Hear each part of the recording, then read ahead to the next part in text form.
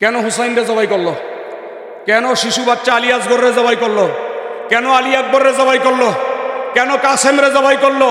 কেন আলমদারে আব্বাসরে জবাই করলো? বলেন কেন জবাই করলো? কারা করলো? এরা কারা? কারা জবাই করলো? একদিকে 72 জন আর একদিকে 22,000। আপনারা মানুষ বেশি হইলেই মনে করেন এটাই সত্য দল হক।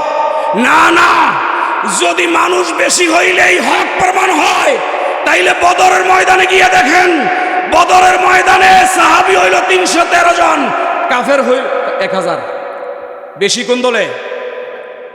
কথা কয় না। মুসলমান কয়জন? 313 জন বদরের ময়দানে মুসলমান, আর কাফের 1000। উহুদের ময়দানে গিয়ে দেখেন মুসলমান 1000, কাফের 3000। খন্দকের ময়দানে গিয়ে দেখেন মুসলমান 40,000, কাফের ছিল 3 লক্ষ। বদর খায়বরের ময়দানে গিয়ে দেখেন মুসলমান ছিল মাত্র 5,000 আর এরা ছিল 52,000। সব সময় যেটা মিথ্যা সেইটাতে বেশি থাকে মানুষ।